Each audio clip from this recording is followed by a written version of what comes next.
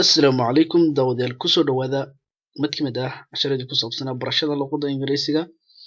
Casharkanna waa conversation 7 ama wada sheekaysigii 7 casharadii imtixaanaha ahaa ee barashada luqadda ingiriisiga. Marka waxaan ku bilaabeynaa sida caadiga noo ahaydba waxaan ku bilaabeynaa a iyo b.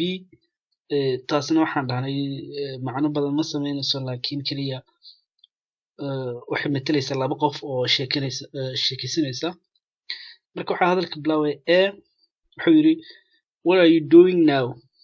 What are you doing now? Marka waxaa dhahnay marka what are you doing now waxa uu ula jeedaa maxaad qabanaysaa hadda ayuu ula jeedaa. Marka maxaad qabanaysaa ama maxaad sameynaysaa hadda xilligan la joogo ayuu ula jeedaa. Marka now waxaan dhahnay waa hadda, marka waqtigan la joogo ayaa loola jeedaa. Marka maxaad sameynaysaa ayuu yidhi. Marka I am watching TV ayuu yidhi. Marka I am watching wuxuu yidhi waxaan daawanayaa. Watching waxa weeye waa daawasho. Marka I am watching TV waxaan daawanayaa marka telefishinka marka ama TV-ga dhalada ayaan daawanayaa. Marka wuxuu yidhi marka what are you watching? Marka what are you watching maxaad daawanaysaa? Marka wuxuu leeyahay marka adiga maxaad daawanaysaa? What are you watching maxaad daawanaysaa?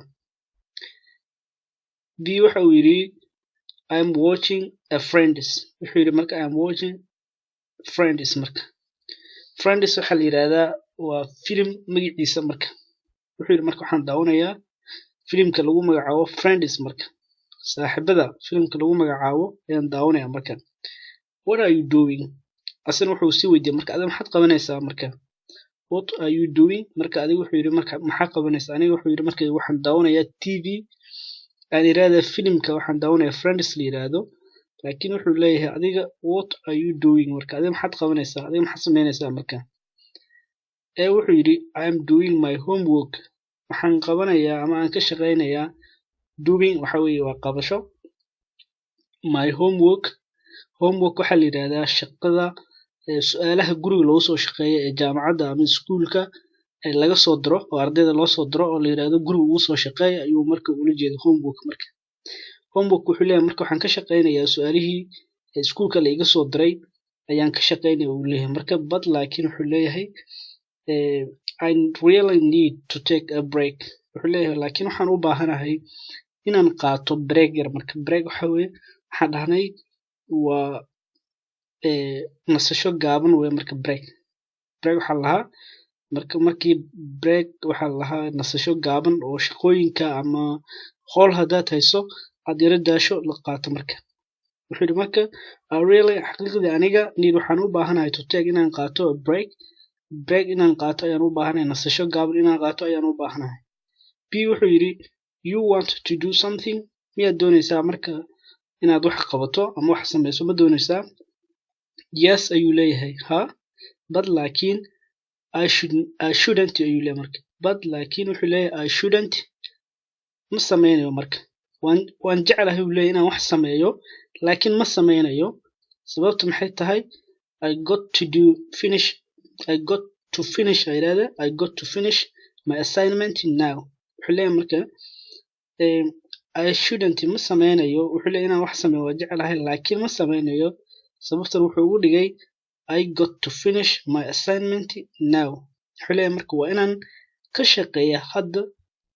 assignment waxaa la yiraahdaa isla homework oo kale waa. Marka waa shaqada guriga lagu shaqeynayo su'aalaha guriga lagu shaqeynayo. Marka wuxuu leeyahay marka waa inaan hadda aan dhameeyaa assignment-giga ama su'aalaha layliskiga ayaa Soomaali ahaan lagu fasiri karaa. Marka laylis ayaa Soomaali lagu fasiri karaa ama su'aalaha guriga lagu shaqeeyo waa inaan hadda dhameeyo uu leeyahay. Marka bigi wuxuu leeyahay marka all right hagaag call me soo wac marka later then marka aad dhameyso soo wac. Marka yacni waxay soo wacdaa later then waxaan ku fasirnay dabadeed yacni markaad dhameyso kadib isoo wac uu leeyahay. Marka wuxuu leeyahay okay bye hagaag okay. marka wuxuu leeyahay nabadgelyo. bye waxaa dhahnay waa nabadgelyo. halkan waa keywordskii ama erayaashii ugu muhiimsanaa. waxaa dhahnay watching waxaa dhahnay waa daawasho markii qof wax daawanayo ay noqonaysaa marka homework waxa dhahnay su'aalaha guriga loo shaqeeyo oo iskuulka ama jaamacadda laga soo diro ayaa la yiraahdaa marka assignmentina waa isla waa su'aalaha jaamacadda marka su'aalaha jaamacadda laga soo diro ama guriga ugu soo shaqeynaysid ayaa la yiraahdaa marka assignment marka to finish waxa dhahnay waa dhammayn ama qof wax dhammaystirayo ayaa la yiraahdaa marka to finish waxa weeye dhammayn waa marka friends waxaan dhahnay waa saaxiibo يعني هذا ماشي waxa ugu jirtaa ereyga friends hadda kaliya filimkii magaciisa ayaa la dhahayay laakiin hadii la sii fasiro friendska waxay noqonaysaa saaxiibo alright waxa dhahnay waa iyadana waa hagaag marka aad leedahay oo kale ayaad isticmaalaysaa alright markii wax walba okay ay yihiin ayaa waxa isticmaalaysaa alright marka casharkii halkaas ayaan kusoo gabagabeynayaa طبعا هدي aad casharadan la socotid ku xirnow kanalkan sidoo kale asxaabtaada la wadaag sidoo kale share garey hadii aad wax talo iyo tusaale aad qabtana fadlan commentiga ka soo bixi intaan muuqaal kale ku kulmi doono waxaan idinkaga tagayaa sidaas iyo nabadgelyo